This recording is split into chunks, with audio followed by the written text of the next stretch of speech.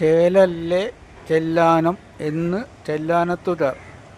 ഞാൻ പറയും ചെല്ലം ചെല്ലം ചെല്ലാനം കഥകൾ. എറണാകുളത്ത് നിന്ന് ചെല്ലാനത്തേക്ക് 25 കിലോമീറ്റർ. ചെല്ലാനം ഇന്ന് പ്രത്യേക പ്രാധാന്യമുള്ള സ്ഥലമാണ്. നല്ല ഒരു ഫിഷിംഗ് ഹാർബർ വന്നു കഴിഞ്ഞു. ഇവിടെ നിന്ന് റോഡ് സഞ്ചാരം വളരെ അധികം സ്ഥലങ്ങളിലേക്ക് ബസ്സുകളുണ്ട്. ഇപ്പോൾ ചേർത്തല വരെ ഈ റോട്ടിലൂടെ പോവാം.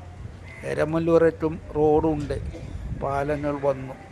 ഇതാണ് ഫിഷിംഗ് ഹാർബർ.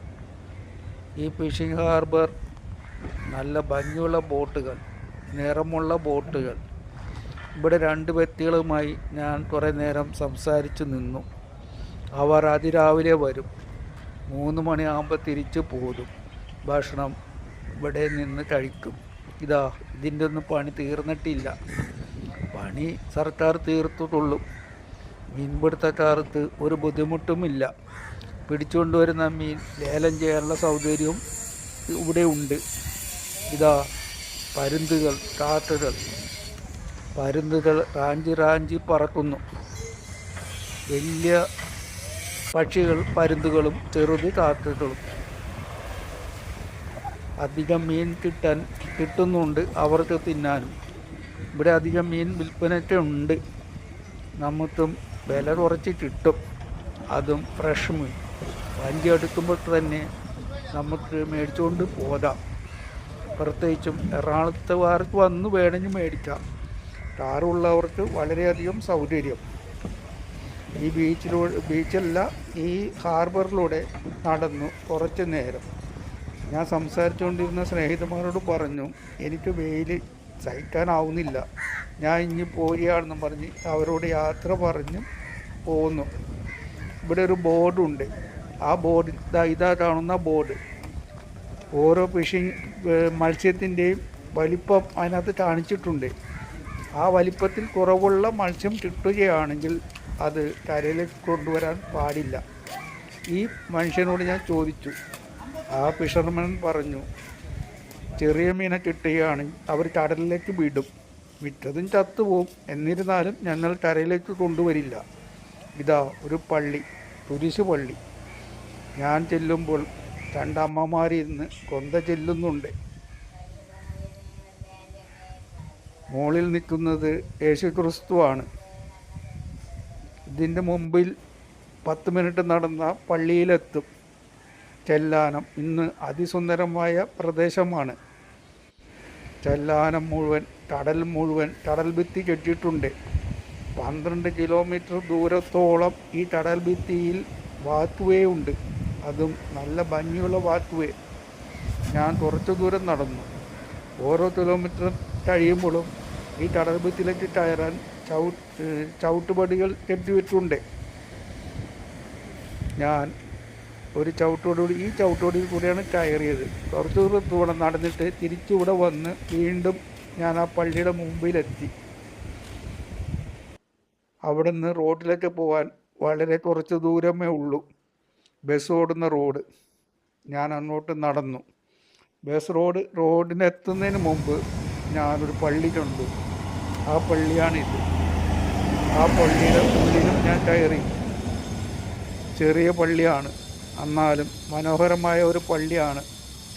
പ്രൗഢിയൊന്നുമില്ല, ശാന്തമായ ഒരു പള്ളി. പള്ളിയുടെ ആൾക്കാരെയും അങ്ങനെ തന്നെയാണ്. പോർട്ടുഗീസുകാർ ഗോവ പിടിച്ചെടുത്തപ്പോൾ അവിടെ ഉണ്ടായിരുന്ന ഗൗഡ സരസ്വതി ബ്രാഹ്മിൻസ് കടൽ മാർഗം ഫോർട്ട് കൊച്ചിയിൽ നിന്ന് കേരളത്തിലെത്തി.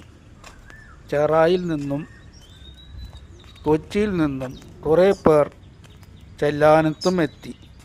കൊച്ചി രാജാവ് കുടുംബീസിനെ ചെല്ലാനത്ത് കൊണ്ടുവന്ന് പാർപ്പിച്ചിരുന്നു. കൊച്ചി രാജാവിന് വേണ്ടിയിരുന്നത് അവിടെ ചെയ്യുന്ന കൃഷിയിൽ നിന്ന് അവലുണ്ടാക്കി അമ്പലത്തിന് കിട്ടണം. അമ്പലത്തിലെ ആവശ്യത്തിന് വേണ്ടി അവിടെ ചെല്ലാനും പണ്ട് മുതലേ കൃഷി ഉണ്ടായിരുന്നു എന്ന് മനസ്സിലാക്കാം. ഞാൻ ചെല്ലാനത്ത് നിന്ന് ടണ്ണമാലിയിലെത്തി. ടണ്ണമാലി ബസ് സ്റ്റോപ്പിൽ ടണ്ണമാലി പള്ളി. ആ പള്ളിക്ക് മുന്നിൽ നിന്ന് 10 മിനിറ്റ് നടന്നാൽ നമുക്ക് ഒരു ബീച്ചിലെത്താം. ഇതിനെ ടണ്ണമാലി ബീച്ചെന്നും പുത്തൻതോട് ബീച്ചെന്നും പറയാം. പുതിയ ബീച്ചാണ്, ചെറിയ ബീച്ചാണ്. ആ ബീച്ചൊന്ന് നോക്കൂ, ഹാഫ് മൂണിനെ പോലെ ഉണ്ടല്ലേ? അതെ, ഹാഫ് മൂണാണ്. ഇനി ഇവിടെ കല്ലുകൾ കെട്ടുമോ ആവോ? കെട്ടിയാൽ ബീച്ചിൻ്റെ ഭംഗി പോതും, ബീച്ചില്ലാതെയാകും. ഇവിടെ ഒരു റിസോർട്ടുണ്ട്. ഈ റിസോർട്ടിൽ ഓൺലൈൻ മുഖേന മുറിയെടുക്കാൻ കഴിയും എന്നാണ് നാട്ടുകാർ പറഞ്ഞത്. നമുക്ക് റിസോർട്ടിൽ പോകേണ്ട കാര്യമൊന്നുമില്ല. ഇവിടെ 2 പീടികകളുണ്ട്, ഭക്ഷണം കിട്ടുന്ന കടകൾ.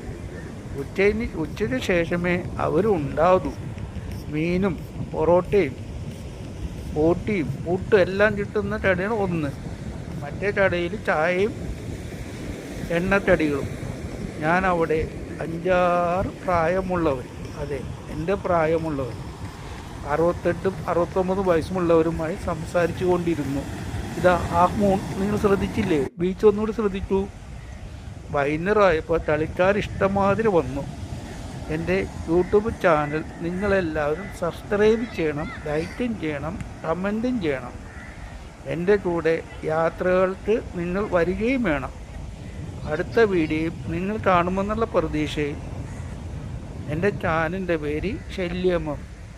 നിങ്ങൾ ലൈക്ക് ചെയ്യണേ, സബ്സ്ക്രൈബ് ചെയ്യണേ, കമൻറ്റും ചെയ്യണേ. എൻ്റെ ചാനലിൻ്റെ പേര് ഷെല്ലി എം. ഇതാ ഹോട്ടൽ, നല്ല ഭക്ഷണമായിരുന്നു. ഞാൻ അവിടെ നിന്ന് ഒരു പൂവമ്പഴം കഴിച്ചു. എന്താ മധുരം! അത്രയും മധുരമുള്ളൊരു പൂവമ്പഴം ഞാൻ ഇതിനുമ്പ് കഴിച്ചിട്ടില്ല. ഞാൻ അവിടെ നിന്ന് തിരിച്ചു എറണാകുളത്തേക്ക്. ബസ്സുകൾ സുലഭം, എപ്പോഴും ബസ് കിട്ടും. അതാണ് കണ്ണമാരി ബീച്ചിൽ പോയാലുള്ള ഗുണം.